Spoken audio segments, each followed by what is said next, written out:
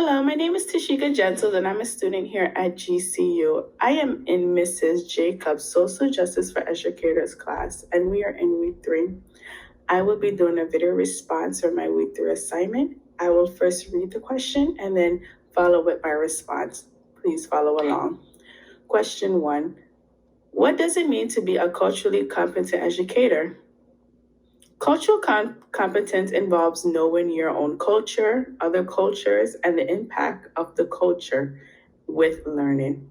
Utilizing student culture as a foundation for teaching expresses high standards and reorganizing curricula to represent student inclusion. This contributes to improve academic performance. Having to learn much about learners' culture is essentially as culturally knowledgeable teachers understand and study the cultures of their learners. This awareness seeks to analyze the action of students and the standard of behavior. This information could also help learners connect the learning process with previous knowledge and experience. Instructors who value diversity and are culturally illiterate, for example, they have an awareness of, and they also give honor to histories, cultures, languages, customs, and child-rearing activities. They also respect the various capabilities and the abilities of that child, and they also esteem for gaps in the family home life. Question 2, where do you see yourself on the cultural competency continuum chart and why?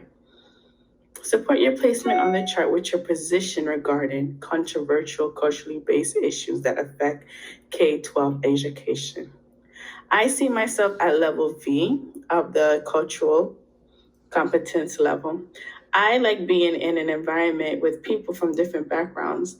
This makes it better to learn from, and we are able to share each other's differences and our similarities.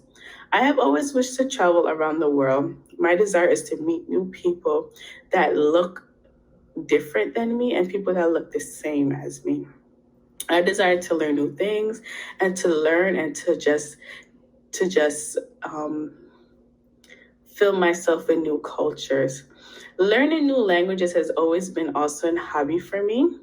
Though it is sometimes very hard to grasp some dialects and there's probably not enough time, there is still something that is to me that is so beautiful whenever I see people talking in a language that I do not understand.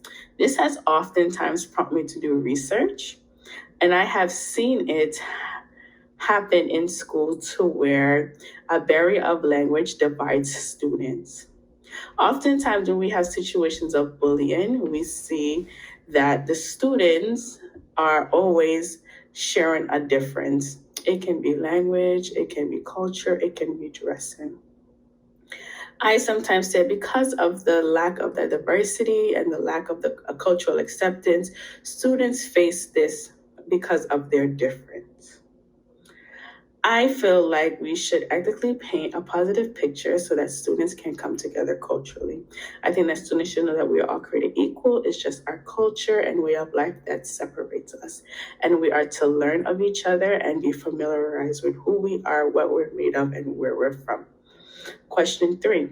What will it take for you to get to the next step or to deepen your cultural competence, including understanding your own bias, teaching in a diverse classroom, and implementing strategies to ensure a safe and supported classroom for all students?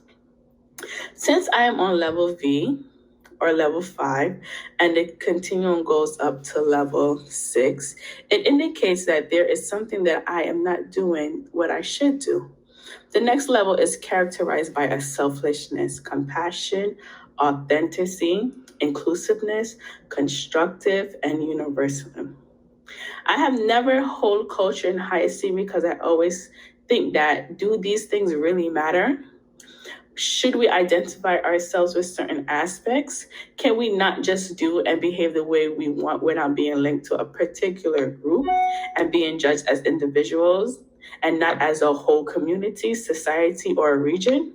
But then answering myself, I have come to realize that knowing one's origin is essential and culture has its benefits in our society.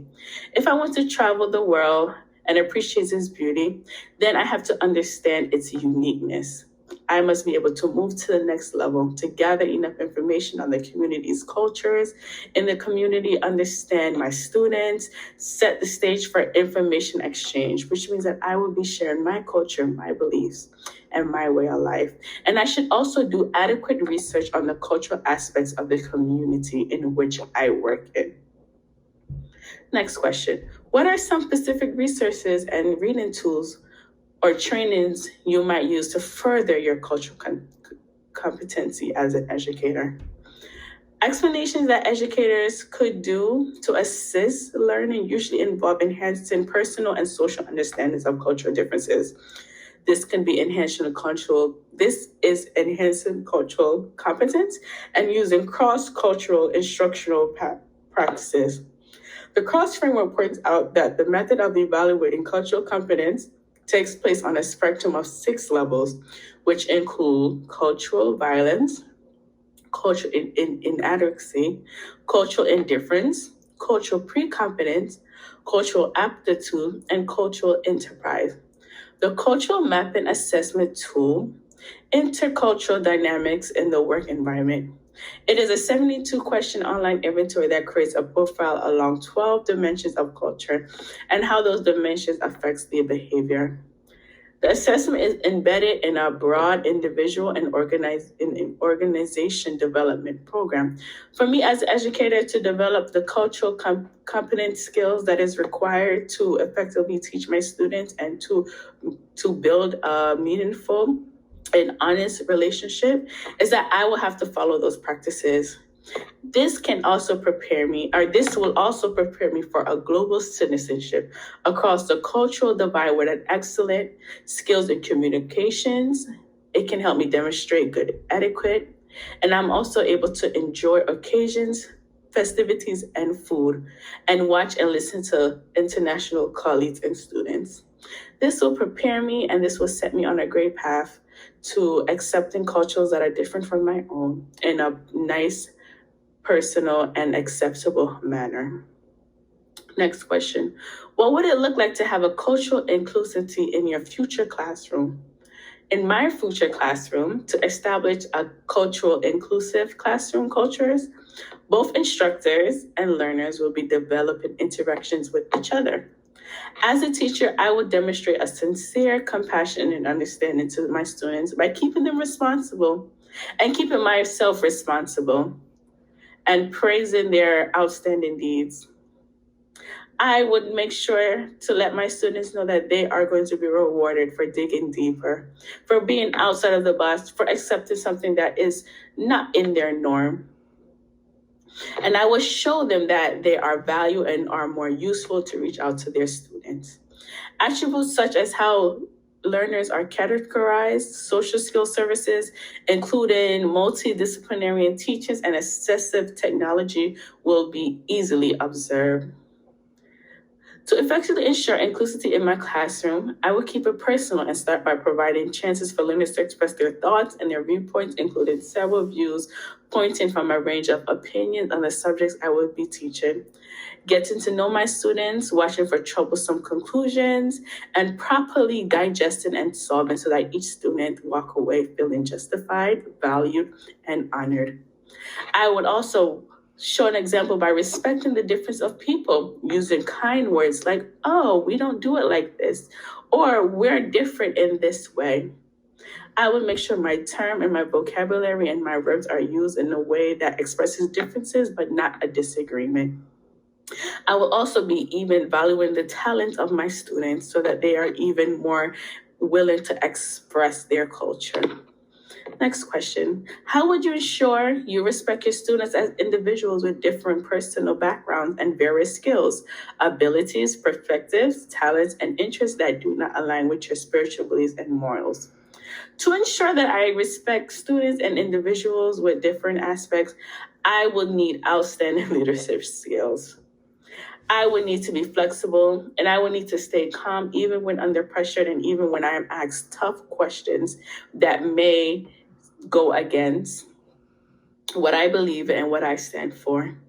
I will also try to have cooperative abilities, and this will make it possible for me to collaborate constructively even with my coworkers.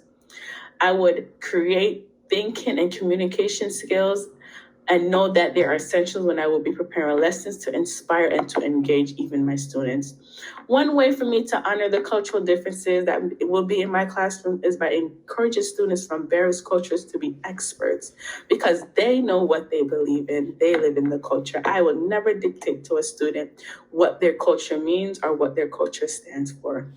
I would instruct other learners about cultures, discussing the culture and tradition of nations and states, and exchanging unique practices and strategies so that some kids understand that they are respected and they are welcome. I hope that you enjoyed speaking with me today on our week 3 lessons for social justice for educators. Take care and have a nice day. Bye bye.